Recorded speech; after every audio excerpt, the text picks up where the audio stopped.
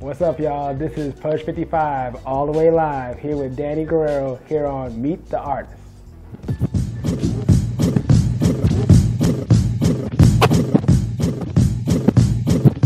Hey, Pudge. How you doing? Good. How are you? I'm awesome. That's great. Love having you here. Thank you for doing I this appreciate with us. being here, yes. So let's start off. Tell me about yourself. Who is Pudge 55?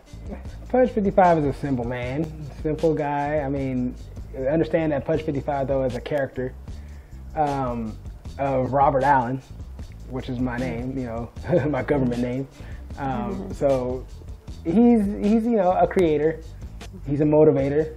He's a energy all around, and that's what those three entities is what I'm about, pushing good to men and women, you know, and children, you know, through music. And you know, that's what I'm about. You know, it's about curing what we have going on out there, which in this world, which we need healing, Right. and need hugs, and hugs can come small, a beat, just vocals, anything, you know, sound, you know, and that's where it lies. So that's what I'm about, and that's who I am. It's sound and pushing a vibe, I should say, to people. That's beautiful. Okay, what is the first thing you do when you sit down to create? Yeah, that's easy. You know, I sage the room. Gotta sage the room first. Sage it up. For the good vibe. Gotta get rid of them evil little ticks and gnats and you know, bugs they may be crawling around from the day that you had. You know, your mama said something wrong, girlfriend said something wrong, the boss came at you wrong. Sage it out. The first thing I do is sage it out. Then I have a little drink. You know, pre-game, before the football game, a little drink, a little smoke, get in the right mind, and then I listen to music, and I listen to all genres. I listen to rock, punk, metal, whatever it is, because everything is influential to what I'm doing. Right. That's perfect, because you widen your horizons, and you don't just stick to one thing. You just look for no, you can't. As a creator, you can't. Good. What is the thing that absolutely moves you personally and as an artist? Yeah, that's just pure energy drives me and pushes me, because again, that's from my mentor Bob Marley. That's what that's what his goal was, is the pure energy. Inject energy into music, energy and love, good energy and love into music to change the community around you. Once you start with the community, then you can change another community. Once you change a couple of communities, then you change a nation. Right. Now, once you change a nation, then now you can change a world. That's true. So, yeah, that's what drives me, is that pure energy is what really, really, really drives me, is knowing that there is a pure energy out there that is stronger than anything that evil can muster. Right. It's just that we have to tap into it. And that's why we all get knocked off our pedestals and we start kicking rocks, and it's not about that. It's like, stay strong, keep driving those feet. That's why when I text people, on their birthday, I keep telling them, drive your feet, keep those feet moving, because that's what this is about. Right. And yeah, so pure energy is what pushes me and drives me to do what I'm doing right now. And is it that same pure energy that moves you as an artist, or? Yes, same thing. Well, as an artist, I still say the struggle. Okay. See, when you get to the artist, now that's now more individually me. Mm-hmm. So I say the struggle on that aspect. Okay. I like being sleeping on the floor. Mm-hmm. I know I'm sleeping on the floor, and I gotta get up in the morning, and back hurts because I'm sleeping on the floor. Right. But you know what? I got up, last night. I made a dope beat. Or I'm working on a good project, and I got people who want me to, produce good music, So that aspect of having that drive from coming up from low is, I say that's what it is. The struggle. The struggle is I think will always be as an artist drive me. It's true. There's nothing like the struggle is what forms you as an artist. Right? Yeah, because you have to go through things to really produce a really good, you have to go through some stuff. Right. I don't care what it is, but you still got to go through it. Right. Period. In your opinion, how has the industry changed since you've been a DJ? And Tell me, when did you start being a DJ? Started being a DJ in 1990, doing house parties in was it middle school? Yeah, middle school. Started doing my first parties in middle school. And then I got into high school and I had a friend, Aaron Platt. Yeah. He used to, throw little house parties, and that's where I really got, going. His little house parties when his mom went home. Don't get mad at the mom. But, he had some little good ragers, and I got started doing that, and, just started doing, everybody else had a little house parties, started doing those house parties. So I became the local DJ, and got up to, the pro status. But the one thing that I noticed that has changed is listening. DJs don't listen to music no more. They don't listen to tracks wholeheartedly and figure out if this track will work in my mix. They'll just play it because it's popular. Right. They'll just play it because it's on the radio. They'll just play it because some so-and-so said so. Right. It's like, don't fall. DJs used to be the man with a key to the car. Yes. You should have, remember, DJs used to have crates of records. Yeah. So there's only so many songs. You get me? Right. So if you didn't have that song, you just didn't have that song. But don't get mad because he's playing hits. Right. Now you have a laptop, so now you're expected to have it. You're expected to have that whole catalog. You're supposed to have Neil Diamond. You're supposed to have, KRS-One. You're supposed to have Diggable Planets. You're supposed to have, Limp Bizkit. And I'm talking about discography of each one. And that's where it's like, no, listen. Get back to listening and listen to which ones work in your mix. Right. That's where you used to really single out DJs from other DJs. Because this DJ played this and this and this. This DJ won't play this and this and this. See, now we're all kind of like at a plateau. You got a laptop, download it. Yeah. Some DJs work out there, they download on the spot. They don't have it, download on the spot. I've seen that, yeah. And it's not good. I'm sorry.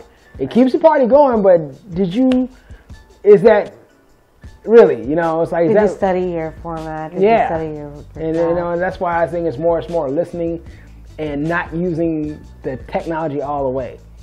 I think DJs need to get away from the technology a little bit. Right. Use it, but some of it you can push away from it. Right, because technology is not technically bad, right? No. I mean, it's a good tool to use, but as long as you keep with that organic, raw feeling that... They go together. They go together. The analog and the technology go together. So it's not a, this or that. It's a this and that, situation. I like that one. But don't download when you right then and there. That's your fault for not having it. Okay? You didn't have it. Right. But tell the person, this is what I do. I tell the person, if I don't have it, I tell them, I'm not going to download it. But next time, I will have it for you. That's great. See, that's what I used to do when I was on vinyl. I don't got it, but I swear to God, next time you see me, boom. And I'm going to play it before you even know you even think about it. You're going to look at me like, oh, shit. That's what it's about. And as a great DJ, you went out of your way to look for that one song that was requested. Exactly. And you put it there. Exactly. Instead of, okay, I can just download it, because that's what people expect now. Right. They come and ask me a question, like, do you have this song? And I go, no, I don't have it. And they go, well, can you download it? I'm like, no. Sorry. Because my laptop, I don't put internet on that laptop. All I have is music on that laptop. So I tell them, I was like, I don't have internet. You don't have internet on that? No, I don't. You have to keep it raw. You have to keep it organic. You have to keep it raw sometimes. Yeah. I'm the old dirty bastard on the turntables. There's no father to my style, and that's why I keep it like that. I'm gonna keep it. That's the one thing that it will never change. I might have to use the laptop, and I fought for that. I didn't want that shit for nothing, but I was like, you know what? I gotta do it. All right. As a DJ, what role do you play in your community? An important role, a really important role. That I think all DJs need to play an important role and realize that they are playing an important role, because you're, number one, you're setting up memories. Right. If you get asked to play, let's say a quinceañera, you got to be on point, because this is this little girl's biggest memory, one of her biggest memories besides her marriage. Right. This is going to be one of her biggest memories. So you play, as a DJ, you play a big role. So again, listening. Mm-hmm. Not taking your DJing for granted. Okay. You know, because a lot of DJs, I'll call you out there, you take it for granted.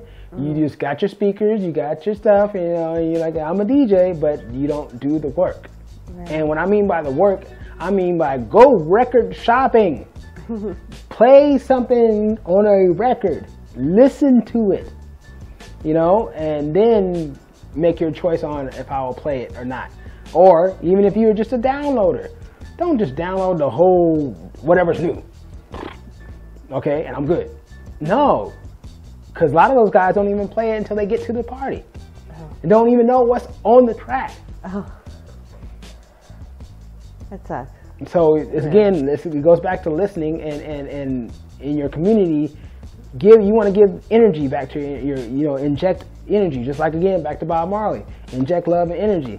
If you just downloaded a whole bunch of tracks that don't make any sense, it's going to confuse the people. It's going to confuse people that are there who are looking for something to bring them up a little bit, that are having a bad day. Because you have to think about this.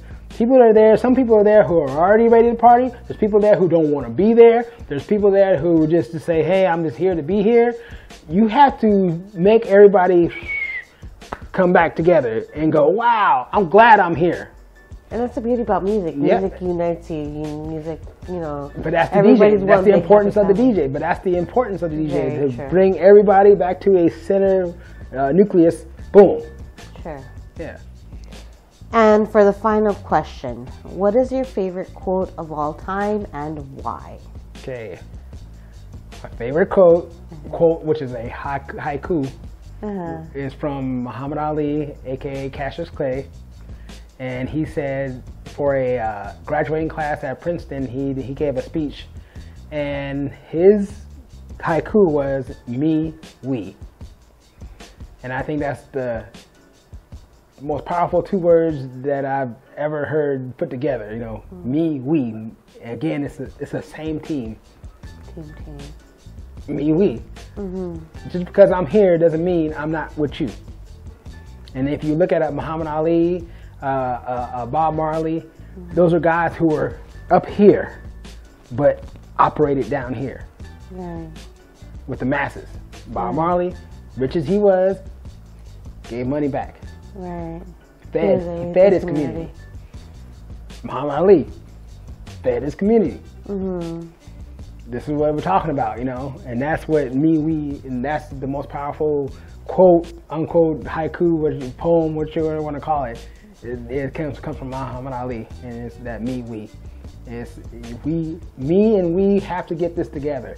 Me and we have to make this work. Forget about Republican, forget about Democrat, forget about liberal or alt-right, all that bullshit. Me, we. If we get back to the basics, we'll be all right. Very powerful.